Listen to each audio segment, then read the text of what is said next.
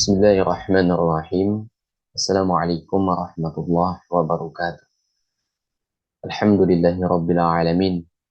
Nahmaduhu wa nasta'inuhu wa nastaghfiruh. Wa na'udzu billahi min sururi anfusina wa min sayyiati a'malina. May yahdihillahu fala mudilla lahu wa man yudlil fala hadiya lahu.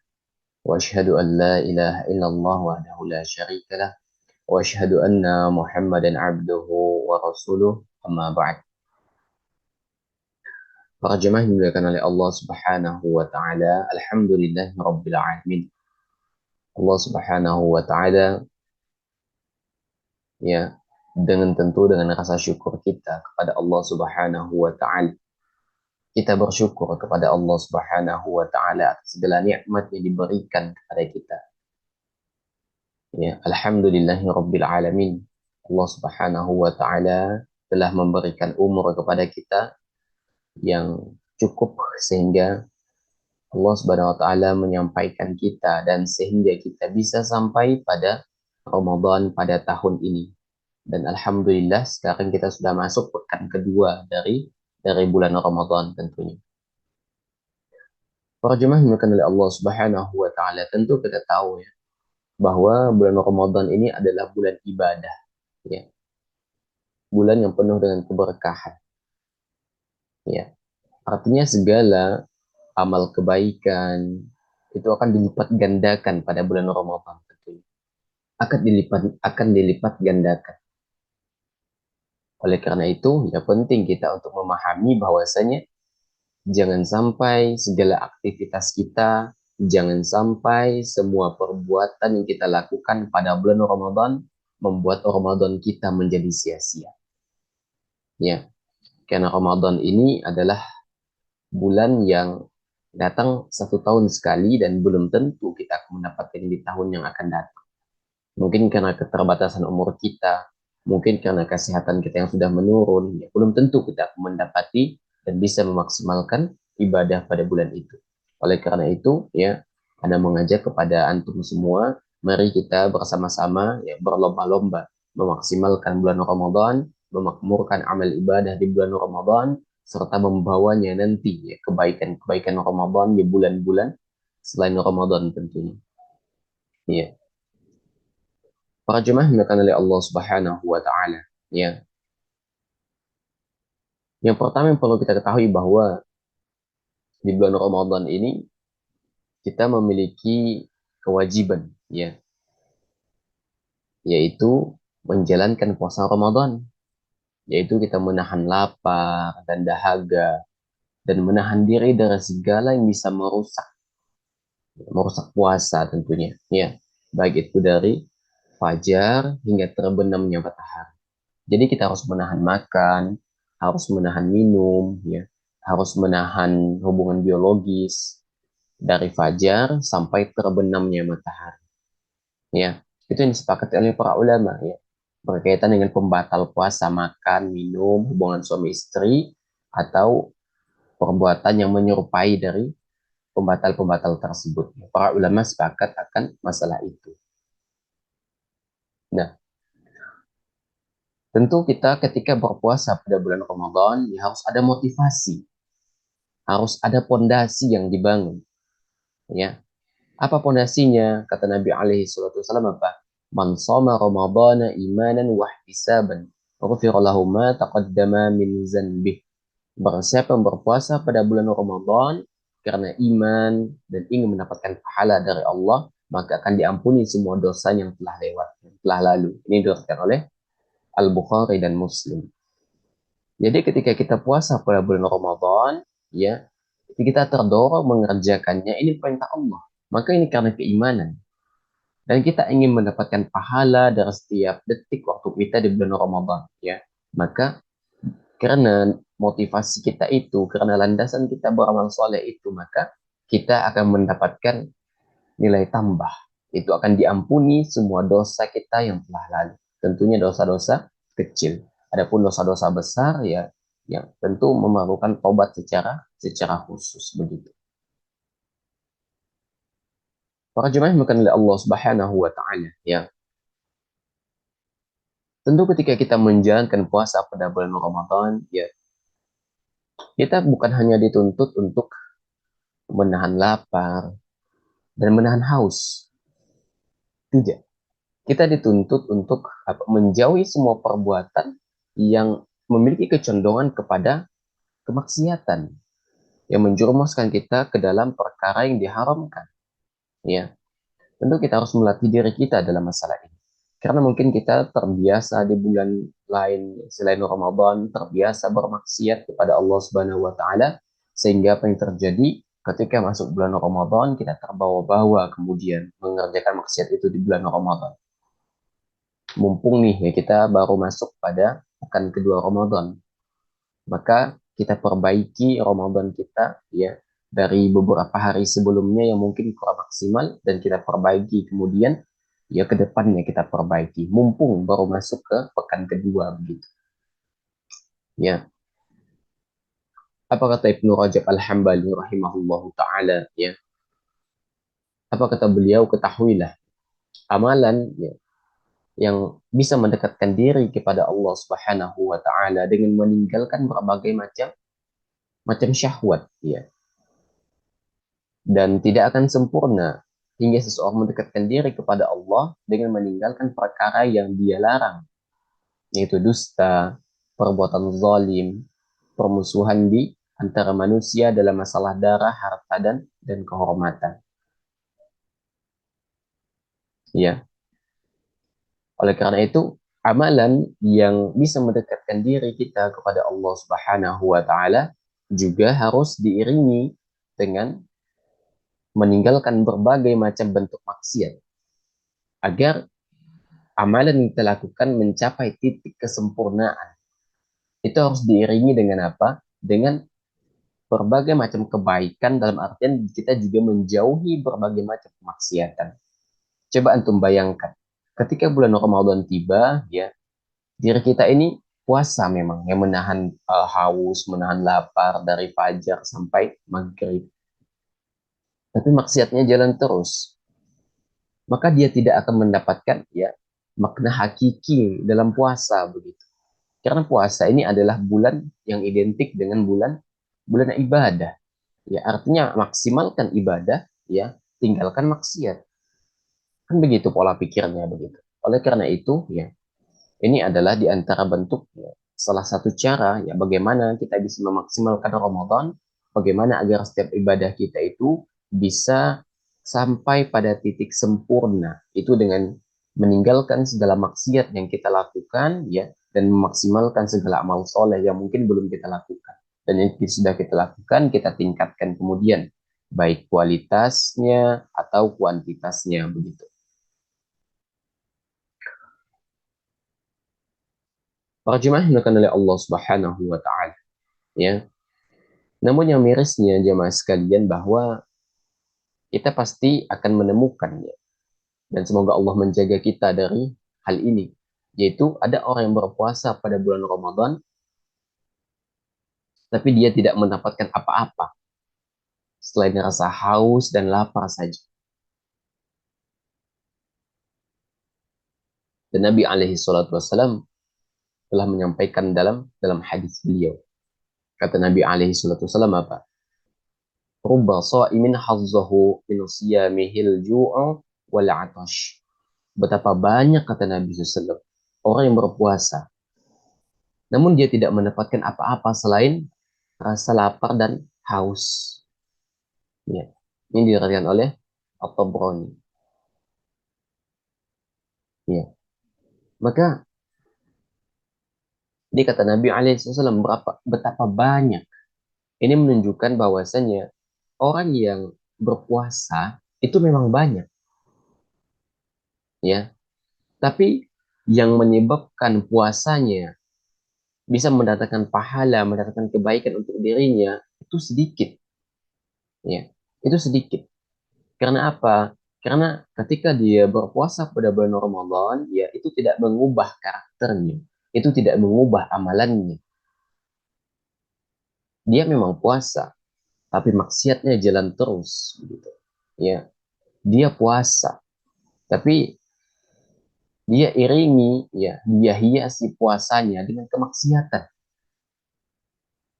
ya. Mulai dari kemaksiatan yang bisa merusak pahala puasanya sampai pada tahap di mana puasanya itu tidak akan bernilai pahala, ya. Puasanya sah, tapi sampai pada titik puasanya itu tidak akan berpahala meskipun sah. Itu ibaratnya orang bekerja, ya, tapi tidak digaji. Dia berharap dari gaji itu dia bisa menghidupi dirinya, memenuhi kebutuhannya, memenuhi kebutuhan keluarganya, tapi dia tidak mendapatkan upah dari pekerjaan. Berangkat dari apa? Karena keteledoran dia. Ketika menjalankan pekerjaan itu, dia banyak melakukan kesalahan. Sehingga kesalahan itu, ya, akan merusak dari pekerjaannya. Begitu juga dengan amal soleh. Amal soleh yang kita lakukan, ya, puasa misalnya, itu banyak sekali perusak. Sehingga kita harus memahami perusak-perusak puasa, ya, baik yang mulai dari yang merusak pahala puasa sampai yang kita tidak mendapatkan pahala sama sekali dari puasa itu meskipun puasanya sah, hanya menggugurkan kewajiban saja. Ya, oleh karena itu kita harus memahami itu jemaah sekalian. Ya, Nabi Alaihissalam, ya, menjelaskan kepada kita berkaitan dengan masalah itu tentunya bahwa banyak orang yang berpuasa namun dia tidak mendapatkan apa-apa, ya, dari puasanya selain lapar dan haus. Jadi dia hanya mendapatkan lapar dan haus, sedangkan puasa, sedangkan pahala dia tidak akan mendapatkan. Ya,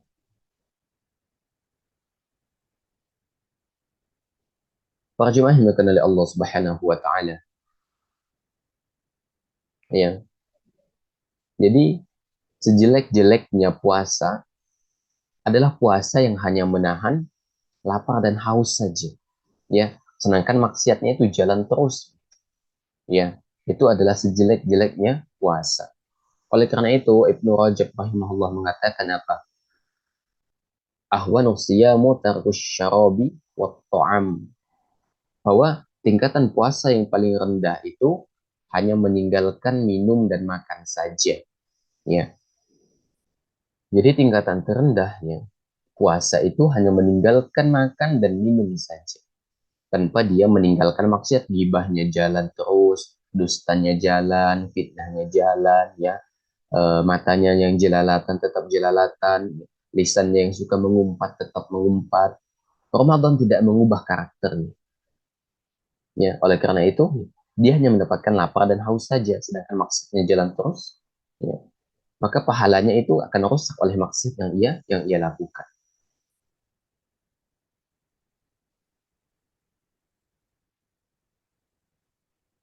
Para jemaah yang dimuliakan oleh Allah Subhanahu wa taala. Ya, Nabi Shallallahu alaihi wasallam juga bersabda, "Aghimu anfu 'abdin aw ba'da dakhala alaihi ramadhanu falam yughfar lah." Celakalah hamba yang apabila dia mendapati Ramadan, kemudian Ramadan berlalu tapi dosanya belum diampuni. Ini diriwayatkan oleh Ahmad dan hadis ini sahih. Jadi ini adalah ucapan dari Nabi Shallallahu Alaihi Wasallam, ya, bahwa Nabi Shallallahu Alaihi Wasallam mendoakan kecelakaan bagi orang yang bertemu dengan Ramadan, tapi ketika dia keluar dari Ramadan, pahalanya dosanya itu tidak diampuni oleh Allah Subhanahu Wa Taala. Sedangkan kita tahu jemaah sekalian, Ramadan ini adalah bulan amal saleh, bulannya maghfirah, bulan pengampunan. Jadi rugi kalau kita tidak bisa memaksimalkan ibadah kita pada bulan Ramadan dan malah kita tetap konsisten dalam menjalankan kemaksiatan yang kita lakukan. Rugi kita jemaah. Dan Nabi SAW mendoakan kecelakaan bagi orang yang seperti itu. Ya, dia sama saja di Ramadan atau di luar Ramadan sama saja. Tidak ada perubahan terhadap maksiat. Sama saja. Bahkan makin meningkat di bulan Ramadan. Ini yang luar biasa parah jemaah sekalian. Ya,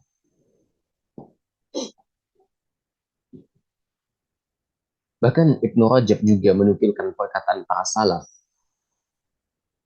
yaitu barang siapa yang tidak diampuni dosanya di bulan Ramadan,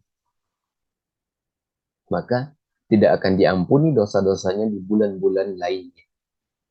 Ya, maka penting bagi kita untuk memperhatikan Ramadan kita.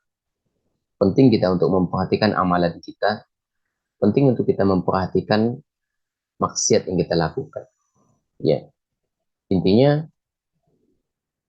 harus ada ikhtiar lah untuk meninggalkan maksiat itu. Ya, harus ada ikhtiar tentunya. Para jemaah yang dimuliakan oleh Allah Subhanahu wa taala, lalu apa saja ya perbuatan yang dapat membuat puasa kita menjadi sia-sia ya atau bahkan menyebabkan puasa kita tidak diterima oleh Allah Subhanahu wa taala. Pahalanya maksudnya kita puasanya tidak berpahala, ya, sah memang tapi tidak berpahala. Apa saja bentuk perbuatannya?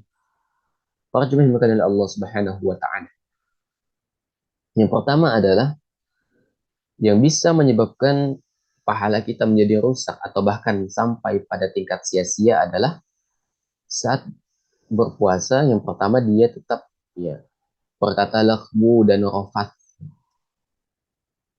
berkata laghwu dan rafat, yaitu perkataan sia-sia atau perkataan porno.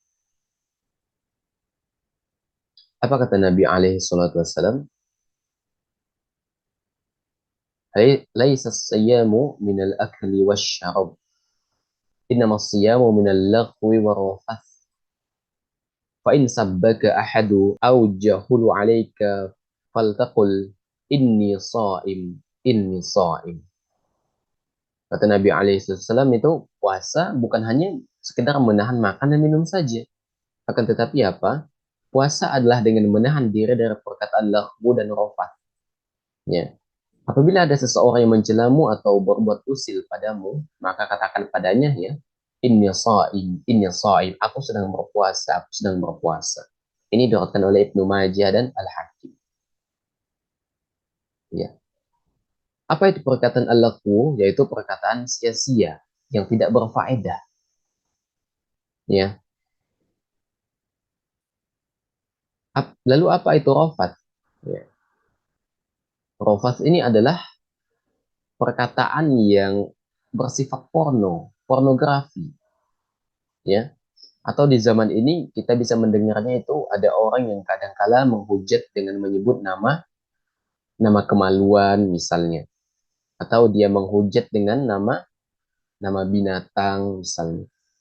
Dan lisannya terbiasa mengucapkan itu. Baik dalam Ramadan atau di luar Ramadan. Maka kata Nabi SAW itu adalah perkara yang bisa merusak puasanya. Ya, itu dia berkata sia-sia. Ya, laghwu ya, yang tidak berfaedah. Dan rofat yaitu perkataan porno, ya, pornografi. Laghwu contoh misalnya nyanyian ya. Nanti akan kita jelaskan di bagian bawah bahwa nyanyian juga bisa merusak merusak puasa tentu. Laghwu ya perkataan yang sia-sia tidak bermanfaat. Ya, maka ini yang pertama ya, bahwa yang bisa merusak puasa kita yaitu perkataan sia-sia, ya laghwu dan rofat. Perkataan sia-sia itu bisa di dalamnya nyanyian, bisa perkataan yang tidak bermanfaat, dan rofat itu ya bisa kata-kata kotor, ya, atau secara umum menggunjing orang lain. Artinya, ketika seseorang itu di bulan Ramadan, kemudian dia tidak bisa menjaga lisannya dari hal-hal yang bisa mendatangkan kemurkaan Allah Subhanahu wa taala, maka perbuatan itu akan membuat puasanya menjadi rusak. Tidak batal memang, tapi rusak pahalanya. Ya, rusak pahalanya. Ya. Dan ini adalah ya, sudah umum ya di kalangan muda-mudi kaum muslimin, bahkan yang sudah berkeluarga pun ya sering mereka tidak menjaga lisan mereka di bulan Ramadan, ya, seperti menggunjing, mengucapkan kata-kata kotor, mengucapkan kata-kata porno, ya. menghujat dengan nama-nama binatang, ya. Sebenarnya kata-kata nama-nama binatang itu, jika kita merujuk kepada kamus besar bahasa Indonesia misalnya, maka maknanya itu netral, ya. Netral. Tapi karena digunakan kemudian untuk menghujat, maka maknanya menjadi negatif begitu, ya. Para jemaah yang dimuliakan oleh Allah Subhanahu wa taala. Kemudian di antara perkara yang bisa membuat puasa kita menjadi sia-sia adalah berkata dusta, ya. Oleh karena itu, ketika seseorang melazimkan dusta, bahkan ketika dia berpuasa, maka itu bisa membuat puasanya menjadi sia-sia. Mungkin bagi orang tua itu ya pernah menjanjikan sesuatu kepada anaknya di bulan Ramadan. Misalnya ketika puasa, ya, orang tuanya bilang begini, nak, kalau kamu bisa puasa hatamnya 30 hari, nanti ada hadiah ini misalnya, ya, tas baru atau sepatu baru misalnya. Ya. Kemudian alhamdulillah anak itu semangat kemudian menjalankan puasa. Dan beban bagi orang tua yang menjanjikan hadiah adalah harus menepati janji itu. Jika tidak, maka orang tua itu akan jatuh dalam kedustaan dan akan membuat puasa orang tua itu sia-sia. Oleh karena itu, penting ya, bahkan kepada anak kecil pun kita tidak boleh berdusta, apalagi kepada manusia secara umum, nggak boleh. Terlebih lagi di bulan Ramadan, itu bisa membuat pahala kita menjadi sia-sia. Apa kata Nabi alaihi salatu wassalam? Ya, man lam yada' qawla zuri wal amali bi falaysa lillahi hajatun fi an yada'a ta'amuhu wa syarabahu. Barang siapa yang tidak meninggalkan perkataan dusta dan malah dia melakukannya, kata Nabi SAW, maka Allah tidak butuh dari rasa lapar dan haus yang dia tahan. Ini diriwayatkan oleh Al-Bukhari. Ya. Al-Imam As-Suyuti mengatakan bahwa az-zur, ya, qaulu zur, ini adalah perkataan dusta dan menfitnah. Jadi masuk di dalamnya adalah masalah fitnah. Bukan hanya sekedar perkataan dusta, tapi juga masuk di dalamnya fitnah. Sedangkan mengamalkannya berarti melakukan perbuatan keji yang merupakan konsekuensinya yang telah Allah larang, gitu. Ya.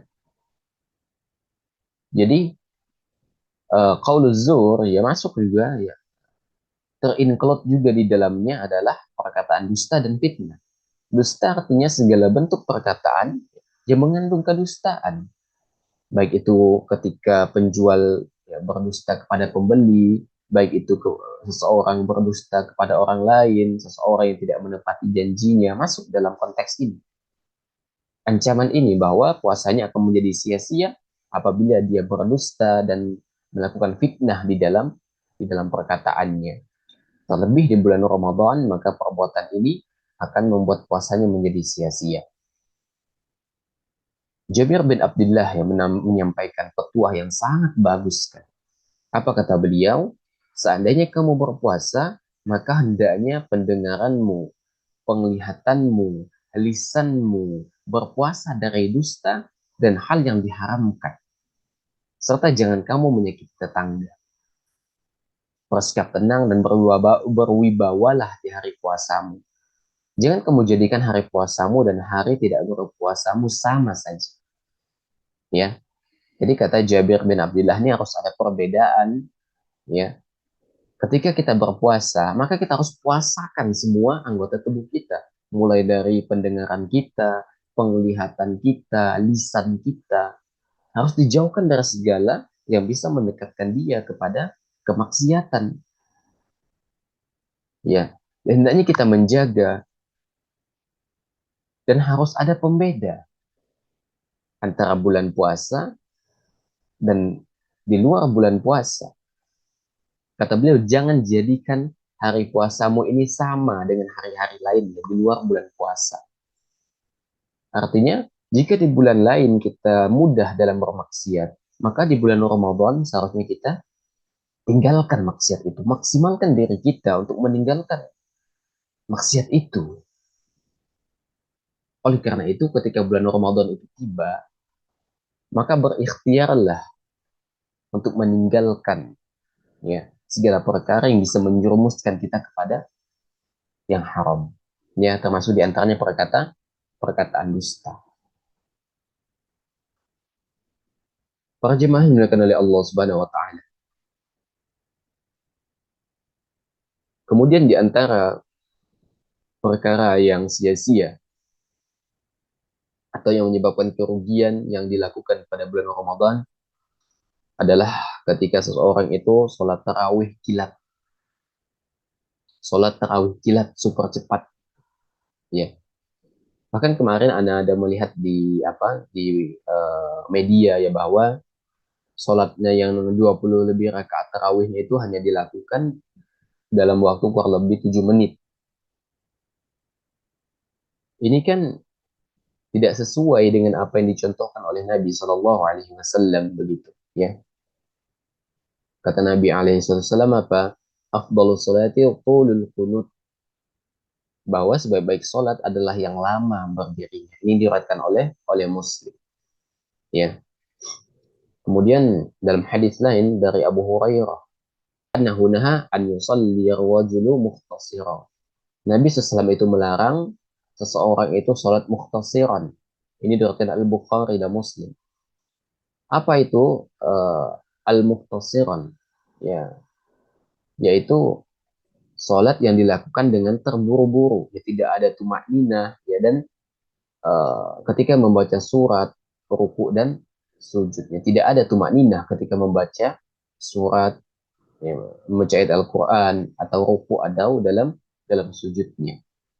Ini di antara faedah yang disampaikan oleh Ibnu Hajar rahimahullah ta'ala. Nah, jadi ketika seseorang itu sholat, ya, maka di antara perkara yang harus dia perhatikan yaitu tumak ninah. Tumak ninah jemaah sekalian. Ya, oleh karena itu ketika kita sholat terburu-buru, ya, maka pada hakikatnya itu adalah sholat yang bisa merusak daripada esensi sholat itu tadi. Ya, oleh karena itu Allah Subhanahu wa Ta'ala, ya, memuji orang yang tumak ninah di dalam sholat. Apa kata Allah Subhanahu wa Ta'ala? Qad aflahal mu'minun alladzina hum fi sholatihim khashi'un. Beruntunglah orang yang beriman, kata Allah. Sesungguhnya mereka beruntung, yaitu orang yang khusyuk di dalam sholatnya. Pertanyaannya, apakah sholat yang 20 lebih rakaat tarawih itu dalam waktu rentang 7 menit, apakah ada kekhusyuan di dalam sholat? Bagaimana dengan bacaannya? Bagaimana dengan Al-Fatihahnya? Apakah sempurna atau tidak? Maka ini perlu dipertanyakan. Bahkan fatalnya, ya, sholat yang seperti ini, sholat super cepat ini, super kilat ini, ya, digandrungi oleh masyarakat. Masjidnya semakin penuh, ya. Justru perkara yang melenceng sebenarnya yang tidak sesuai itu digandrungi oleh masyarakat kita. Dan masyarakat kita itu kadang mengeluh, ya. Sholat, kalau sholat tarawehnya itu agak panjangan dikit dari yang biasanya udah mulai mengeluh. Itu anehnya. Ya, ya. Para jemaah yang oleh Allah Subhanahu wa taala. Oleh karena itu di dalam sholat itu seyogyanya kita menghadirkan kekhusyuan. Jangan sampai kita sholat itu seperti mematuk-matuk, seperti burung mematuk makanannya, ya. Saking cepatnya begitu kan. Oleh karena itu ya seharusnya ketika sholat, ya, terlebih khusus sholat tarawih di mana besar sekali faidahnya, besar sekali uh, keutamaannya dalam sholat tarawih itu. Kata Nabi alaihi wasallam apa? Man qama Ramadhana imanan wa ihtisaban, faghfir lahu ma taqaddama min zanbi. Barang siapa yang melakukan qiyam Ramadan karena iman dan mencari pahala, maka dosanya yang telah lalu akan diampuni. Ini diriwayatkan oleh Al-Bukhari. Ya, tapi apakah kemudian sholat yang dilakukan dengan super cepat itu bisa mewujudkan, ya, fadilah yang Nabi SAW sebutkan? Ya, tentu tidak. Karena tidak ada tumak ninah di dalam sholat. Bahkan Nabi SAW ketika melihat orang yang tidak tumakninah dalam sholatnya, yang bagaikan mematuknya, maka Nabi SAW yang memerintahkan orang itu untuk mengulang sholatnya. Kata Nabi SAW bahwa, "Salli, fa innaka lam tusalli." Sholatlah kembali, karena sesungguhnya engkau belum sempurna sholatnya. Ya, maka ketika seseorang itu sholat tarawihnya ya cepat begitu ya, maka dia merusak sholatnya. Ya, sehingga tumak nina ini perkara khusyuk yang paling penting. Ya, bagaimana ketika ada ketenangan di dalam sholat, dia bisa membaca, menghadirkan dengan sempurna, maka itu adalah perkara yang perlu untuk diperhatikan. Ya, bagaimana rukuknya, ya, tumak ninah tidak, bagaimana sujudnya, tumak ninah tidak, ya. Maka ini penting untuk dicamkan bagi kita tentunya. Para jemaah yang dimuliakan oleh Allah Subhanahu wa taala. Ya. Kemudian perkara yang bisa membuat kita pahala apa? Pahala puasa kita menjadi sia-sia adalah kita puasa tapi nggak sholat. Baik karena malas atau memang mengingkari kewajiban. Fatal kalau sampai mengingkari, maka setelah hujah sampai kepada pelakunya, dia dihukumi kafir. Ya. Dan memang ada khilaf di antara para ulama berkaitan dengan hukum puasa bagi orang yang tidak sholat.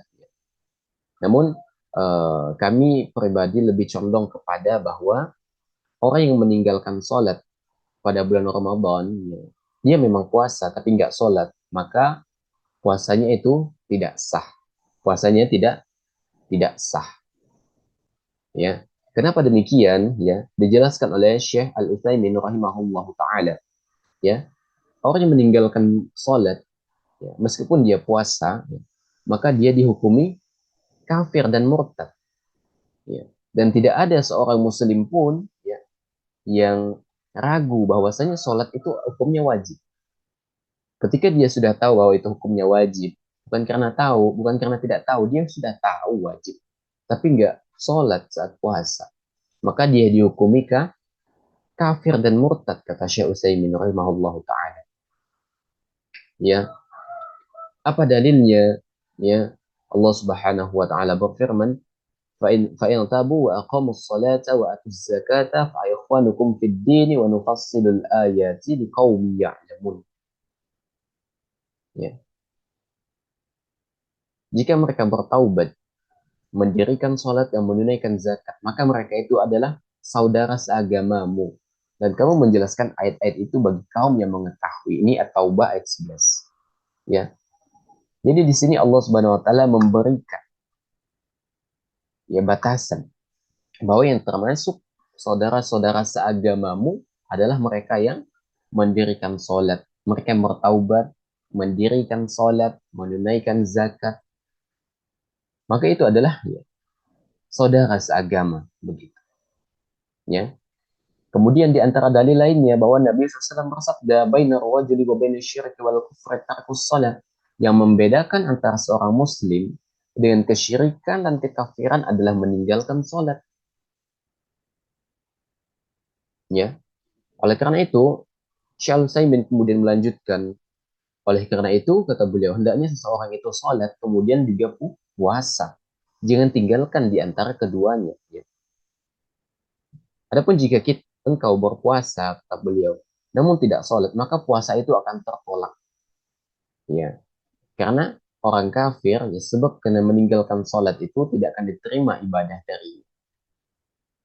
Ya. Oleh karena itu bahaya sekali jemaah sekalian. Ya.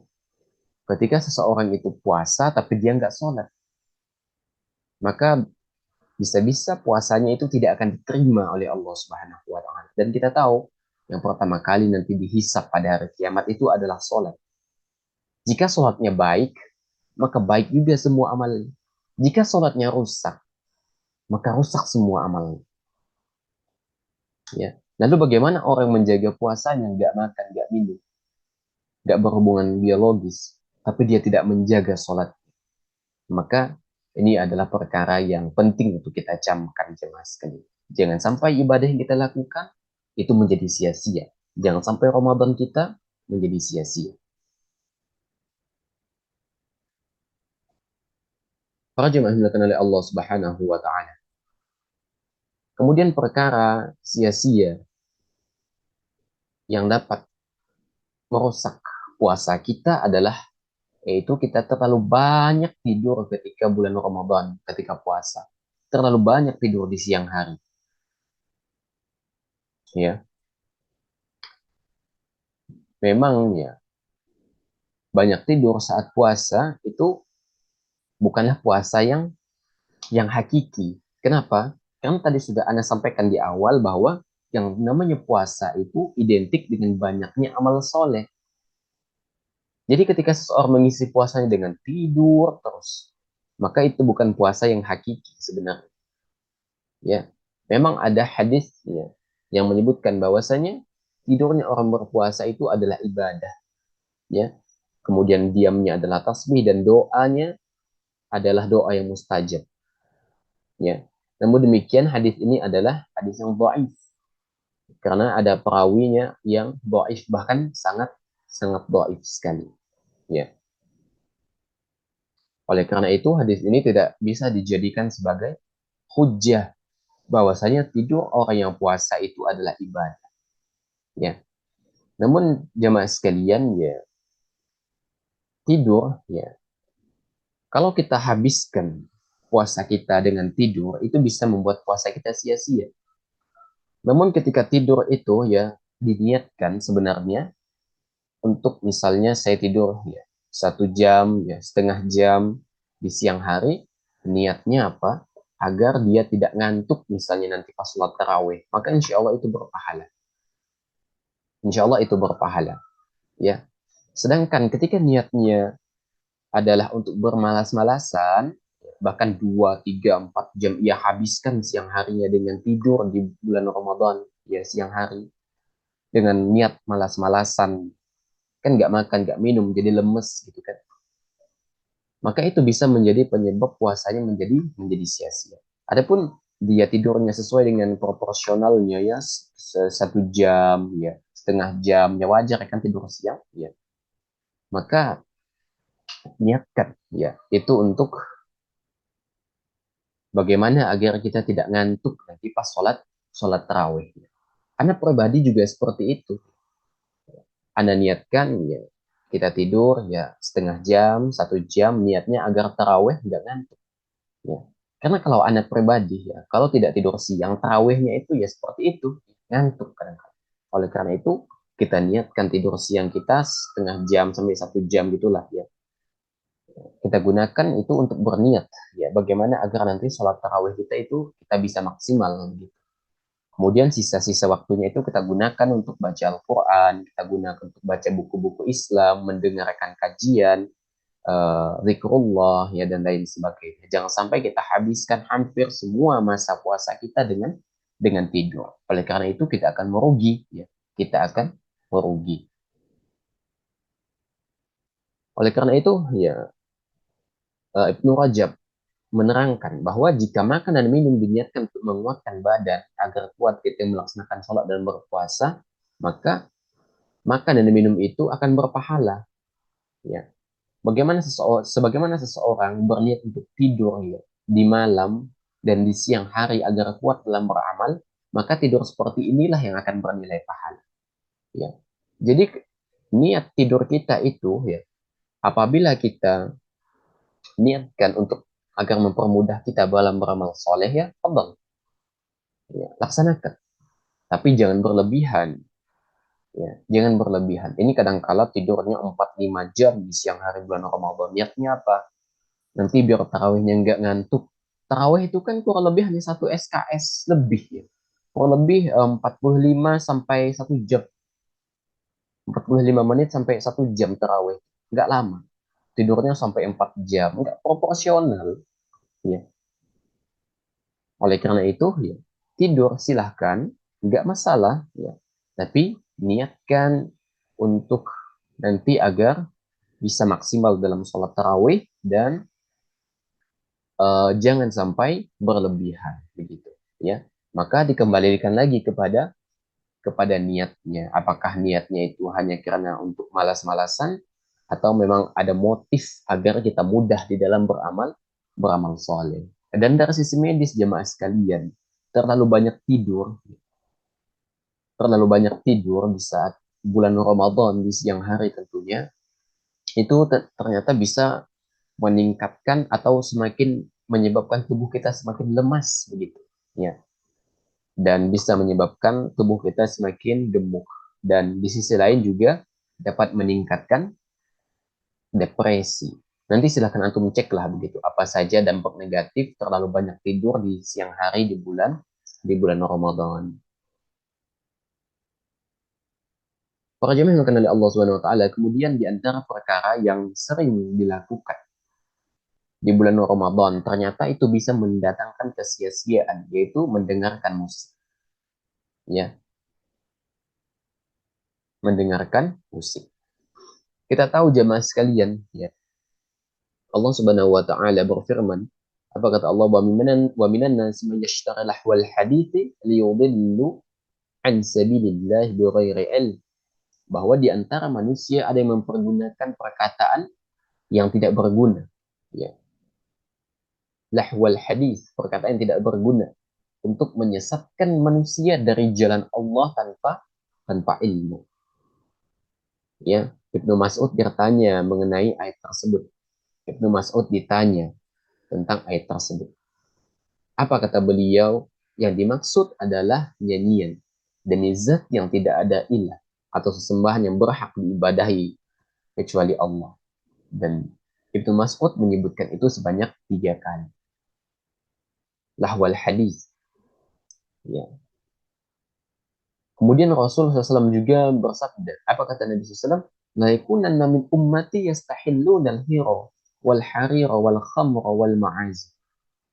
Bahwa sungguh benar akan ada di kalangan umatku orang yang menghalalkan apa? Zina, sutra, ya khamar, dan alat-alat musik. Maka musik, nyanyian itu adalah perkara haram. Maka ketika itu dilakukan pada saat puasa, maka dia akan merusak puasa kita. Nyanyian, yang bermain alat musik, apa saja. Ya. Bahkan dinukil dari Syekhul Islam ya, bahwa ijma ya, dan tidak ada satupun dari ulama ya, dari 4 mazhab yang berselisih pendapat tentang haramnya alat musik itu. Nggak ada yang berselisih pendapat. Oleh karena itu, ya haramnya musik sebab itu ijma dalam Islam. Ijma. Memang ada sebagian kecil para ulama yang menghalalkan dan mendoifkan pendapat yang mensahihkan hadis tentang haramnya musik. Ya. Namun demikian pendapat mereka itu lemah, ya, lemah. Dan yang benar adalah pendapat mayoritas ulama, bahkan dinukil ijma ya, oleh Syekhul Islam Ibnu Taimiyah. Oleh karena itu, ya ketika kita puasa dan kita berusaha meninggalkan musik, apapun musiknya lah. Ya, musik apa? Musik biasa ke apa? Termasuk musik Islami, mereka bilang musik religi. Demi Allah, Anda katakan, istilah musik religi, istilah musik Islami itu adalah bid'ah yang mungkar sekali di zaman ini. Itu bid'ah yang mungkar sekali di zaman ini. Kenapa? Musik itu haram, kemudian digabungkan istilah itu dengan istilah yang seolah Islami. Maka itu adalah bid'ah yang mungkar. Ya, itu adalah bid'ah yang mungkar. Para jemaah yang oleh Allah Subhanahu wa taala, ya, oleh karena itu, di bulan Ramadan hendaknya kita senantiasa menjaga diri kita dari segala perkara yang bisa merusak amal kita.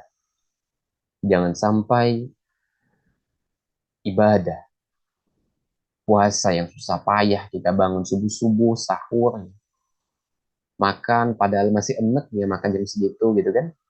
Tapi untuk menggapai, untuk menjalankan perintah Allah Subhanahu wa taala, ya kita lakukan.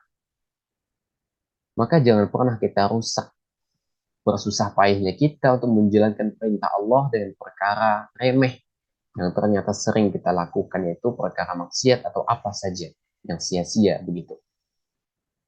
Ya, itu adalah beberapa perbuatan yang hendaknya kita jauhi di bulan Ramadan. Beberapa yang di Ana jelaskan itu bukan batas, tapi itu hanya sebagian kecil saja yang sering dilakukan pada bulan Ramadan dan ternyata bisa merusak pahala puasa, bahkan sampai pada tingkat puasanya tidak diterima seperti meninggalkan sholat tadi saat puasa. Kita bermohon kepada Allah Subhanahu wa taala, semoga Allah Subhanahu wa taala memberikan taufik dan hidayahnya kepada kita semua, dan semoga Allah Subhanahu wa taala menerima puasa kita, mempermudah segala urusan kita, dan semoga Allah Subhanahu wa taala mengistiqomahkan hati kita dan mengampuni dosa-dosa kita ketika kita keluar pada dari bulan Ramadan tentunya. Demikian yang benar datangnya dari Allah Subhanahu wa taala, yang keliru datangnya dari anak pribadi. Allah dan Rasulnya tentu terlepas dari kekeliruan itu. Wassallallahu ala nabiyina Muhammadin wa ala alihi wa sahbihi wasallam walhamdulillahi rabbil alamin. Subhanakallahumma bihamdika asyhadu an la ilaha illa anta astaghfiruka wa atubu ilaik walhamdulillahi rabbil alamin. Wassalamualaikum warahmatullahi wabarakatuh.